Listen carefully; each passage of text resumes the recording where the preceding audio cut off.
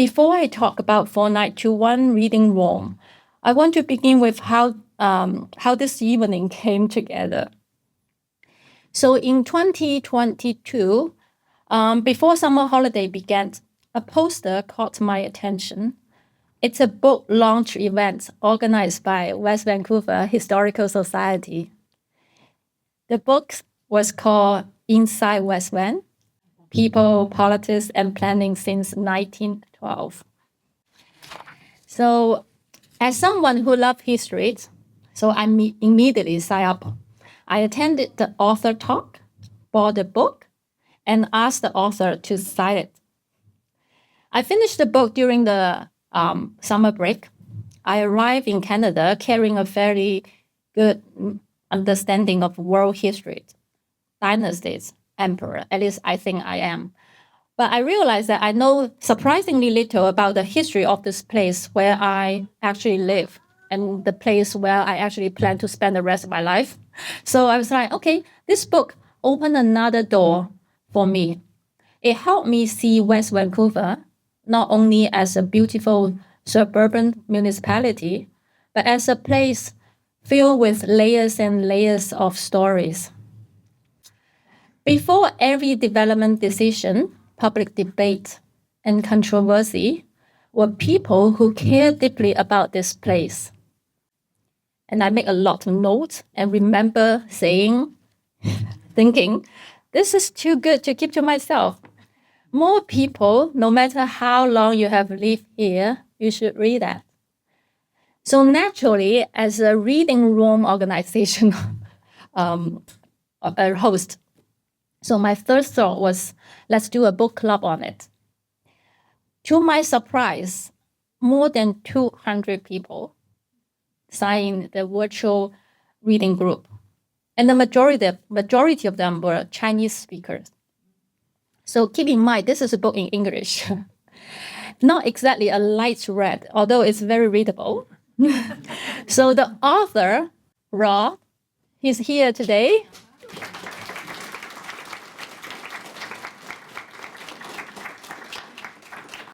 He used to joke that our group has basically bought out all the copies displayed in several occasions. Yeah. So we also organize in-person reading circles and invite Rod to speak with us. Later, former Mayor Marianne Booth and current Mayor Mark Sager also join us and share their perspectives on West Van's historical histories. Since then, I have tried to make time for West Van Historical Society events whenever I can. I became a member. And yes, a big fan. So I have attended many of the local voices talks. And the recent one on Navy Jet House was particularly interesting. I will come back to that story later. So when the president of Historical Society, Stephen, Sheila mentioned earlier, he's traveling in Europe now. Very jealous. So the Stephen and my colleague Sheila reached out and invited me to speak tonight. I was truly delighted. And I admit a little bit intimidated because the previous talk has set very high bar. But I really appreciate this opportunity because I do believe the story of Fortnight to One, it's worth sharing. It's not a grand story. It's a local story about books, volunteers, and a group of people who just couldn't sit still, always finding one more reason to bring people together. And somewhere along the way, they found their own sense of belonging too. So now I come back to Fortnight to One. Before Fortnight to One was founded, we already have a reading group. It started in 2016. So now book clubs are hardly unusual in North America. I suspect many people in this room belong to one or two or even three reading groups, so no surprise. So what makes ours a little different, a little special? We were a group of Chinese-speaking parents reading children's book in English. So you might familiar, like Little Princess, Anne of Green River, wonders. So some classic children books. Many of us are immigrants. So the children books and stories many Canadian families grew up with were often new to us. We wanted to read them not only for our children, but with our children, to rediscover childhood and grow alongside them. It started with 10 or 12 people. And in the beginning, we could fit comfortably in someone's living room. Before long, the group began to attract more and more people. Eventually, we needed a more permanent space, somewhere we could meet regularly, welcome new members, and accommodate more than 30 people without overwhelming the host.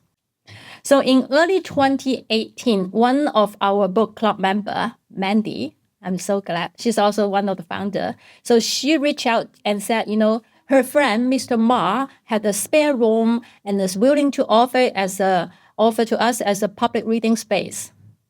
What a fantastic news. Okay, with that space available, we began to imagine a small reading room. At the same time, West Vancouver was seeing a growing number of Chinese-speaking residents, particularly newcomers from mainland China, and the demand for books in simplified Chinese was increasing. The West Vancouver Memorial Library already had a very good Chinese language collection. That's my parents. They are looking for books in the library, which anybody know this corner? It's just there.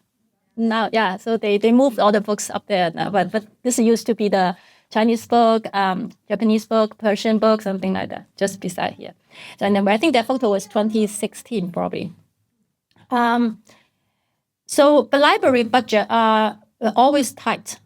Building collection in language other than English comes with extra challenges. Minority language books can be costly. Suppliers are few, and catalog fee adds another layers of expense.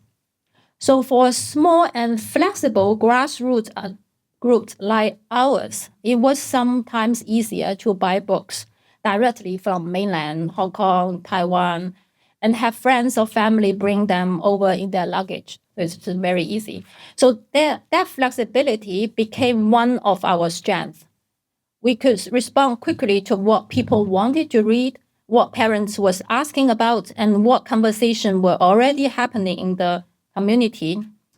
It was not unusual for newly published bestsellers in Chinese to appear on our shelves within a week. So before long, the shelves started to fill up. With a stable space and a growing collection, in June 2018, we registered the society and began running the reading room more formally. So now the question is, I got asked a lot, why 4921, like the name, like 4921? So now you may wonder that name come from. So 4921, it's actually our address. We are located at 4921 Marine Drive. Tucked nicely, quietly into Caulfield, near Lighthouse Park and beside number 3 Fire Hall. So if you ever pass that, you can see our little room there.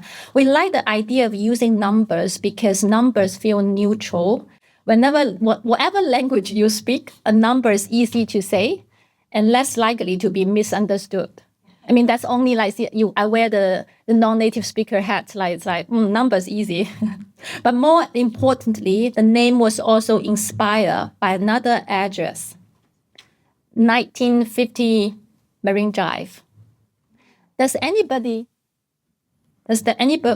know this address? Yes, it's where we are right now, the West Vancouver Memorial Library. And 1950 is also the year, this somebody probably, maybe half of people know, this is the year the library was founded. So it's very meaningful. So they put the address of the founding year. So this is actually Kate. It's me. we are putting on the Lunar New Year decoration, I think just this year, this February, for the Year of the Horse. So that's the address, 1950.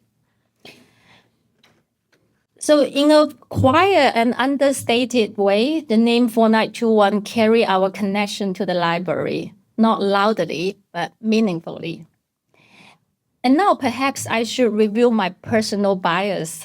Many of you know that I served on the West Vancouver Memorial Library for 8 years. So I have always loved libraries, but serving as a library trustee gave me a much deeper appreciation of what a public library means to a community. Are people here familiar with the concept of third place? I'm so glad so I can pretend to be a teacher. So the term was coined by an urban sociologist, Rain Oderburn, in 1982. It refers to a social space outside home as the first place and work the second place, so in between. So a third place anchors community life and fosters casual connection, conversation, and belongings. It needs to be safe, comfortable, welcoming, and fun. So when I first came across this concept, the coffee shop in France, that classic sitcom, immediately popped out into my mind. So that's a third place. For me, West Vancouver Memorial Library is my third place. Looking back, I think the library was my first real connection to this community. When my family settled in West Van in 2012, my children were 5 and 2. I took them to the library almost every day. Story time, puppy shows, music program, children's, any activity, you name it. I just dropped that in the library. I found peace here. Later, they are not that cute anymore. Oh my goodness. The older one graduated already last year from high school. I missed that time. Later, I started volunteering as a bookshelver and got to know many new friends. A library is not simply a place where books are stored. It's a social hub, the living room of a community. I was lucky. I already had some English, and I have lived overseas before coming to Canada. So I adapted to life here relatively quickly. But when I encouraged some of my friends to use the library, I realized that not everyone felt the same ease that I did. Some did not know how to ask for help. Some worried about being judged. Some felt hesitant before even walking through the door. And when your heart is not quite open yet, it's hard to build a connection. The observation makes me think about the access differently. A public space might be open to everyone, but that does not mean everyone feels ready to enter it or to make it their own, to use it or make it their own. That's why 4921's physical space became important. It matters. For 4921, the space itself was part of the welcome, nothing flashy, no big sign shouting for attention. But from time to time, visitors will walk in during our open hours and tell us how surprised and happy they were to see Chinese characters on the sign, although it's just a few of them. And then to be greeted in their mother tongue when they open the door. As small and humble as it is, for many Chinese-speaking residents, 4921 became one of those third places, a welcoming in-between place where people could read, talk, learn, ask questions, and connect with others who share similar cultural roots. Over the past 8 years, we have hosted nearly 150 events, talks, dialogues, gatherings, with more than 3,500 participants visit.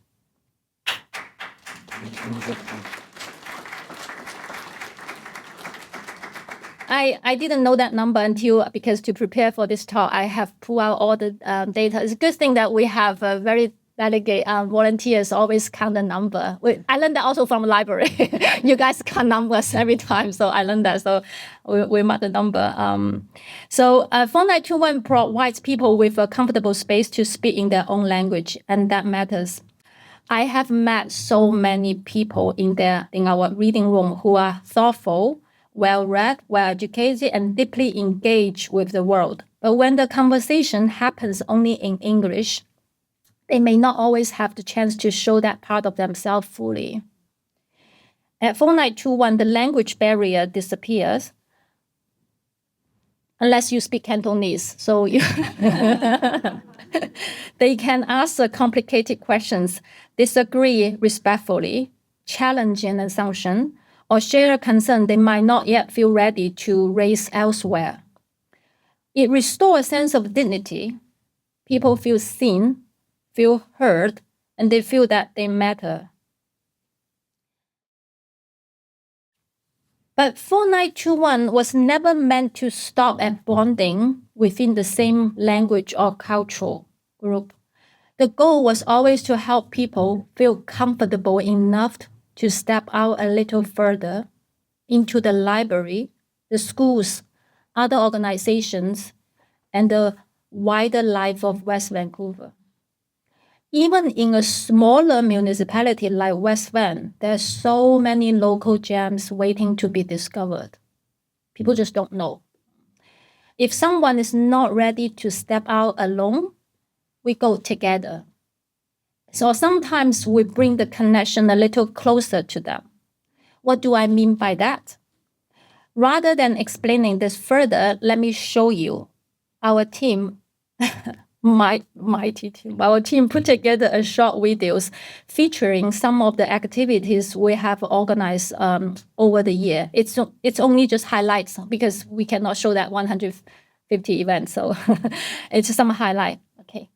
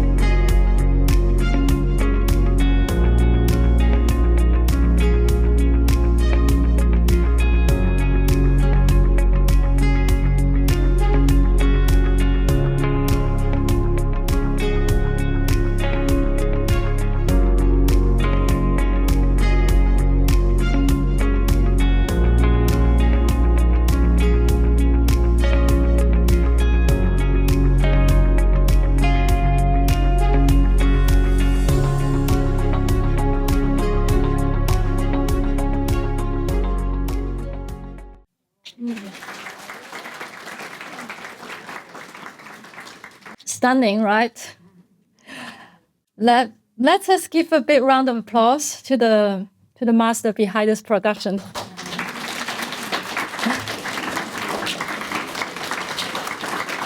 I don't know how she make that happen.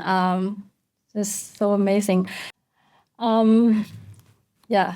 So as you can see, sometimes we bring the expert to the room. There's many speakers actually here tonight. So, and sometimes we bring the room to the expert. We were trying to build a familiarity. Familiarity gives people confidence. Confidence makes it easier to participate. Participation helps build trust. And over time, trust creates a sense of belonging. For many newcomers, joining 4921 visit was their first introduction to places like City Hall, Police Building, the West Vancouver Arts Gallery, the Ferry Building, K-Mead, or even the Grouse Ride. And that, oh, by the way, the Police Building in 2017, we actually were the first group. I think they later opened up to tours, but we were the first group ever as a group tour into that building. It's called the Safety Building at that time.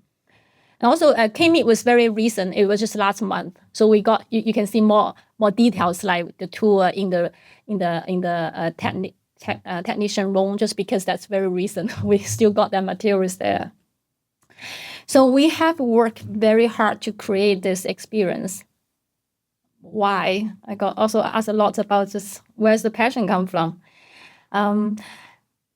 Because this is my personal experience. An unfamiliar space become a place only when we begin to know it, experience it, and attach meaning to it.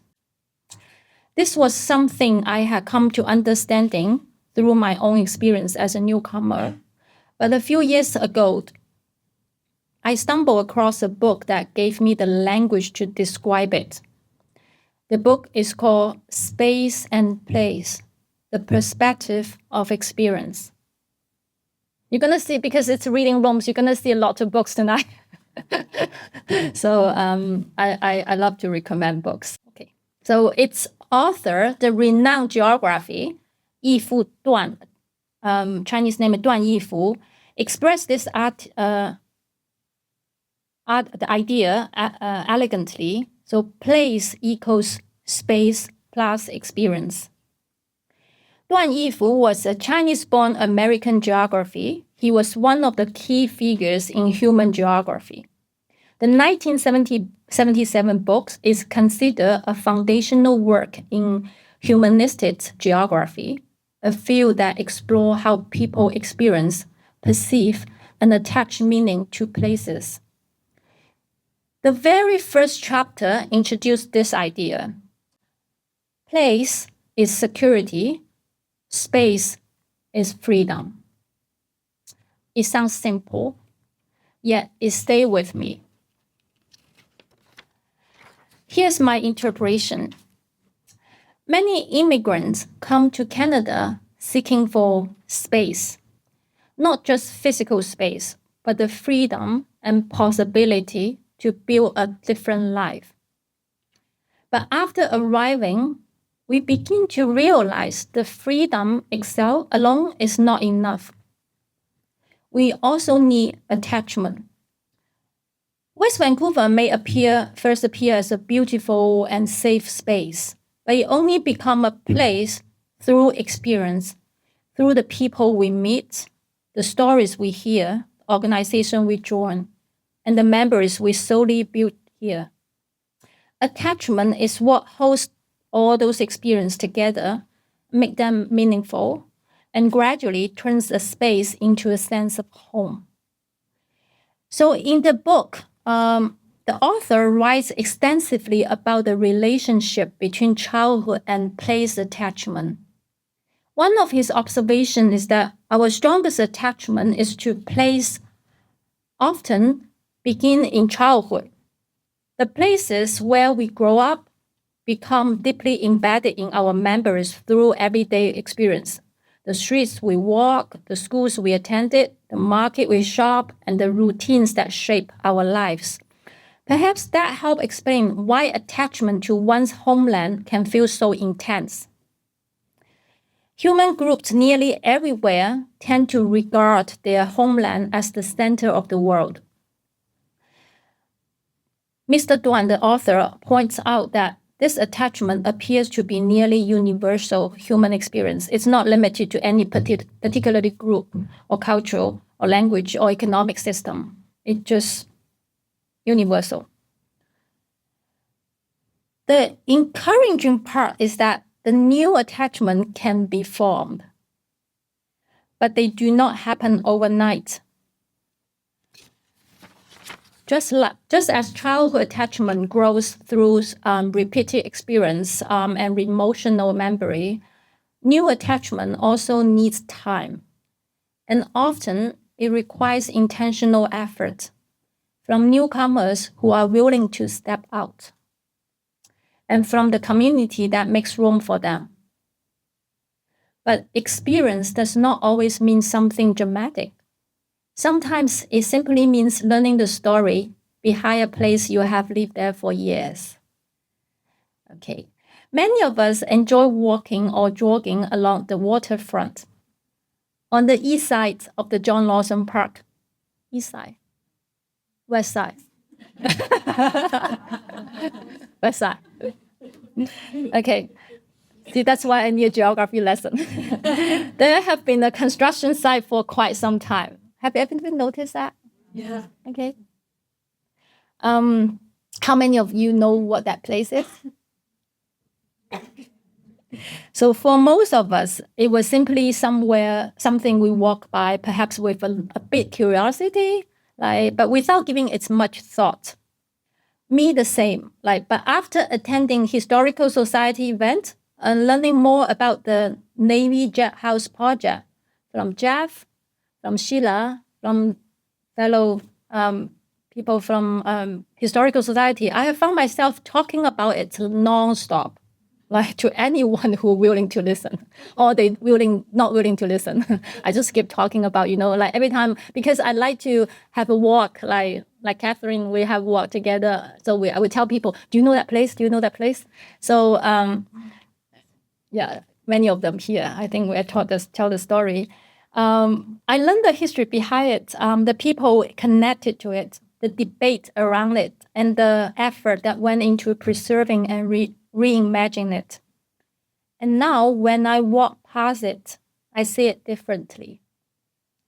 In fact, after today, I suspect that the next time some of you walk along the waterfront, you may feel it too.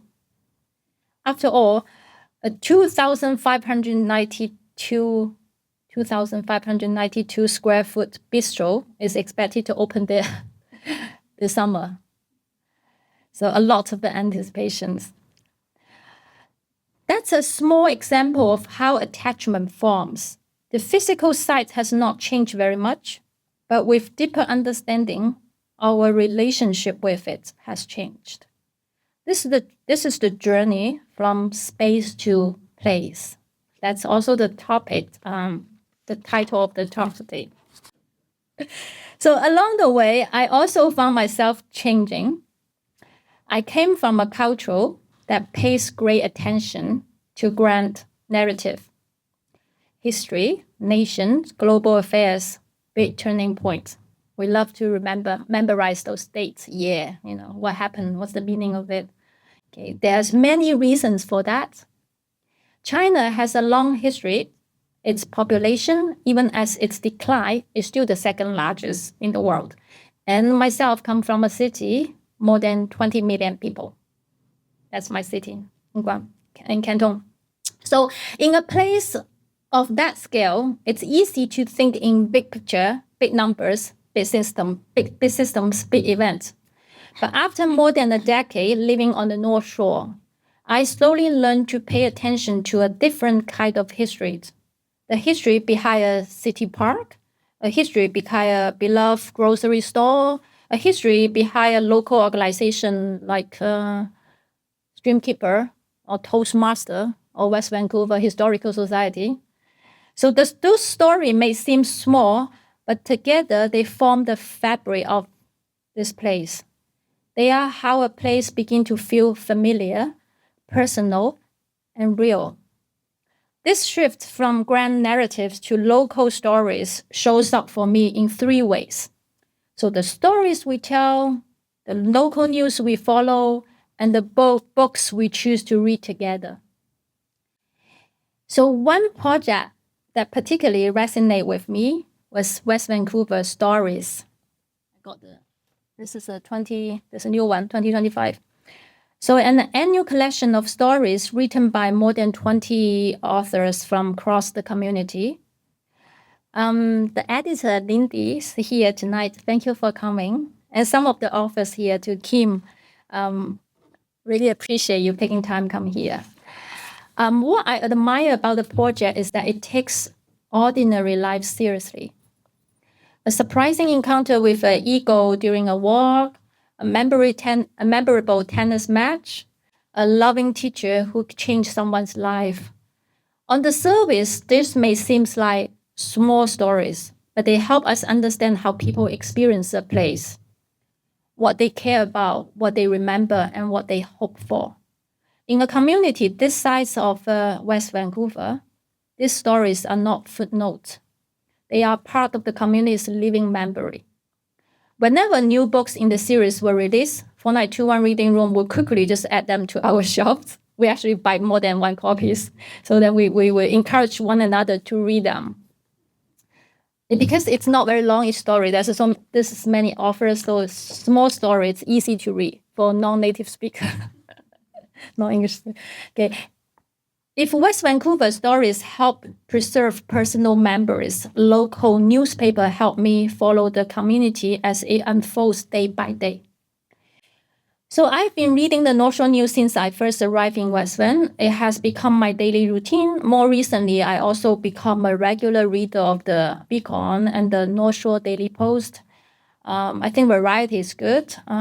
So very often, I come across stories that may seem quite small at first glance. A local debate, a neighborhood concern, or just a team, a student's winning match. Yet, this story, again, they help me understand how this community thinks, celebrates, and solves problems. I often share these articles in my Chinese language group chat, not because every story is dramatic, but because they also help people understand the texture of local lives. So I know some of here, like I encourage you to just subscribe to some community newspaper. It probably, once you get familiar with it, it probably just takes 10 minutes, 15 minutes, just go through the headlines every day. It's not taking that long time. We are small, so not always headlights. So, okay, the shift from grand narrative to local story also influence how we chose books for our reading groups. Of course, we read classic books like Brave New World or Guns, Germs, and Steel. We do read those things. But we also began choosing books that brought us closer to this community around us. Like Inside West Van is one example. I said that earlier. Another one we read together is Race by Valerie Jerome. The book brings readers into the Jerome household and the fights against racism that shaped much of their lives. Thanks, Jeff, again, I said many times. That's why I have to remind you to come. Like you have to be here. So I was introduced to this powerful local story. It was a wonderful title for book club. Remember, say if I love a book, and I will make it to a book club. I know the libraries also organized the same time also a book discussion and an interview at K-Meet. And our group joined in as well. So I think that time we had about 50 people in that group. So later in December 2024, that's right, at West Van Secondary, during the opening and ribbon cutting ceremony for West Van Place for Sport and the Harold Jerome Oval, the new track and field facility, some of the book club members were very excited to meet Valerie in person. I think I said, it's me, very excited. So I think she was pleasantly surprised to learn that a group of Chinese-speaking newcomers has read her book and discovered unexpected kinship with her story. That was a beautiful moment for me, a reminder that books can build bridges between people who might otherwise never have crossed paths. book is that bridge. Our book choices were never random. Every title was selected thoughtfully, and every book club required a tremendous amount of planning, coordination, and volunteer effort. The question was never simply like, is this a good book? The question was, why does this book matter to us right now? The most recent book we finished was Scatter Mice by Dr. Gable Mati. I try to remember how to pronounce that. He actually he's a Vancouver-based physician and mental health expert. It was our first time exploring neurodivergence, this topic, as a book club topic. Nearly 100 people joined the group chat. And for our in-person gathering, we have to limit the number of participants. Like, it's just too many it's a sensitive topic. So during those conversations, some parents broke down in tears as they share years of feeling misunderstood, judged, and while supporting their children alone. For many, it felt like a long, needy release. What matters most was not that everyone agreed with every idea in the book. What matters was that people felt seen. Inside the reading room, they realized they were not alone. They gained knowledge, courage, and support. A book club is not only about discussing a book. At its best, it becomes a safe space for people to share what they might not be able to say elsewhere. And in that moment, I felt that one small gathering could matter more deeply to one's individual than many big historical events. Of course, we also need to be very careful about not to fall into extreme localism. Grand narrative help us understand where we come from. Local history help us understand where we are. We need both. Because of the volunteer capacity, Fortnight 21 is usually open only on Tuesday and Thursdays during school hours because many of our volunteers are parents. And after 3 o'clock, gone, like reading room closes and family life takes over. It's very natural. So, but even with that limitation, we have been intentionally about promoting youth voices in the reading room.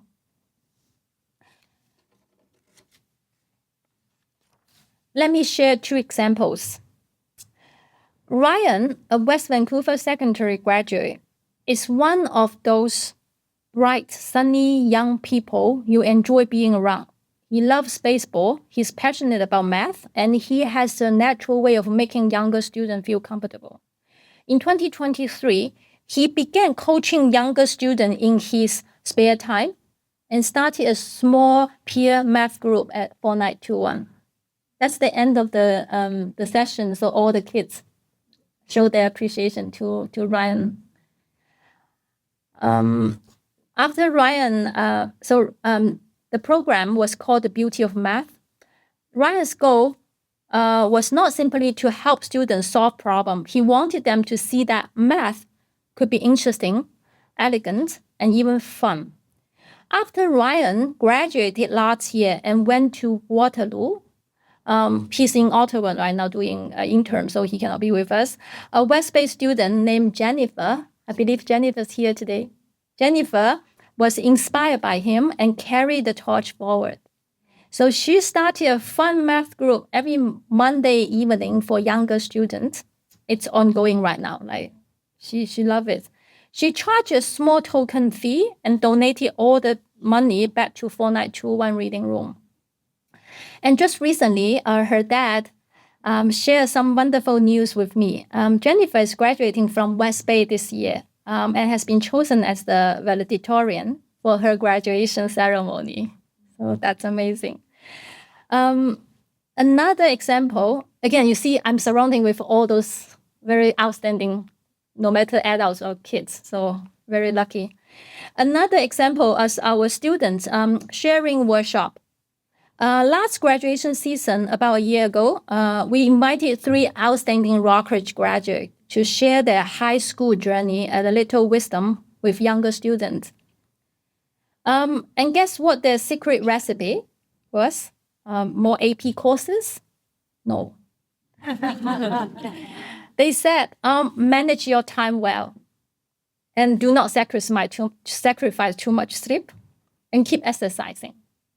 It sounds very easy, I know, but it's very difficult to follow. But very simple advice, very wise. Simple but very wise.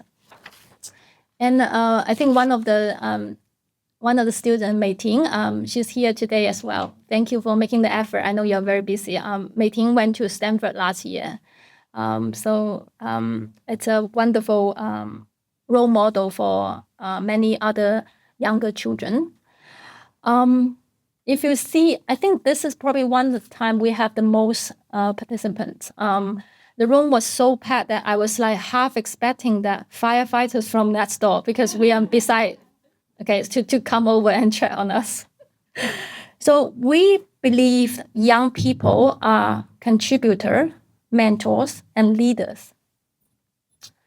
That brings me to the last part of the story, giving back and volunteerism. What moved me most was that these young people reached out to us on their own. It was their idea, no parents pushing from behind. They told us they have benefited from 4921 over the years, especially the reassurance and support they felt when they first arrived and was facing a new environment. Now they wanted to give something back. Over the years, I have come to believe that belonging is not only about finding a place, it's also about helping to shape it. And that's something 4921 has tried to practice from the very beginning. Many Chinese-speaking parents buy the children's book from China so their children can continue to read and learn in Chinese. Very wishful thinking. Those books are heavy, expensive, but often carry like across the ocean in suitcases. But children grow up, they become more comfortable in English. Remember the homeland attachment theory, their attachment is here. So sometimes those carefully chosen books sit quietly on the shelves at home. We thought, why let them go to waste? So we started collecting gently used Chinese children books, sorting them. We sold them at a very affordable prices, like usually 50 cents to $2. So more families could afford them. Those books are available for purchase during opening hours, just like the book carts operated by Friends of Library. But in the past few years, we helped 2 large book sales.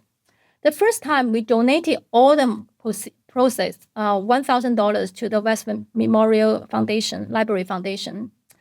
The second year, we raised a little bit more, so we donated $1,000 to BC Children's Hospital Foundation and another $500 to the library.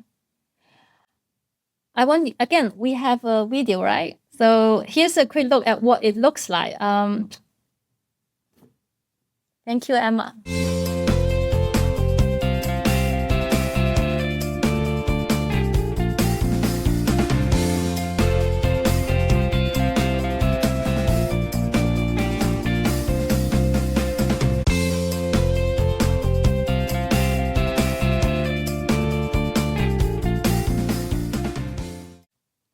That was made earlier, not for this event. So if all goes well, I would do it again this fall. But it does take a lot of time sorting books and making sure like everything goes in order. So for a control freak like me, it takes a lot of time to do it. But I do plan to do it again. So hopefully we can raise more money and go back to the community. Sometimes when families drop off Chinese book, a few English books were mixed in like as well. If they were in good condition, I will collect them and pass them on to the friends of the library. By the way, I've been a long time member of the Friends of the Library, so this just felt very natural to me. In a way, the books keeps traveling through the community. I hate to waste books. It's heartbreaking to see books just go to recycle. I share these examples not to suggest that 4921 has made some huge contribution. The amounts we donated were very modest. But to me, they show something important. We care enough to keep one another in mind. This is how collaboration begins. This is how relationships are built. But just like many other nonprofit organizations, like Friends, I mentioned many of them, like 4921 really just has always been powered by volunteers.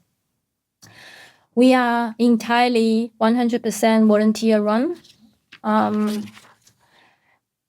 Daily opening hours, labeling books, facilitating book talks, checking people in at events, helping with parking, very important because we don't have a huge parking lot. Maintaining the website, taking photos, making videos, preparing coffee and refreshment.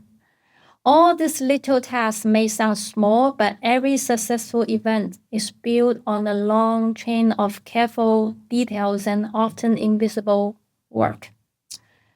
All we offer in return is a great Christmas party and plenty of laughter.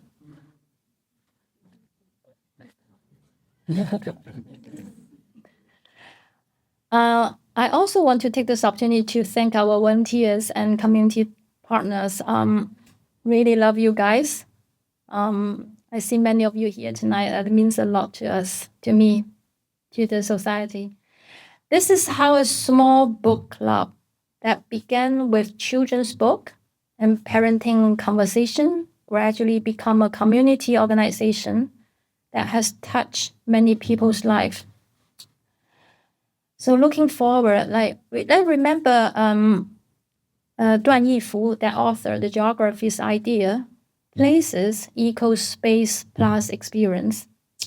4921 began as a space, but through books, conversations, volunteer works, shared memories, and many small acts of care, we work hard to turn that space into a place. Not just a place on a map, but a place we call home. We shake places, and places shape us. Thank you.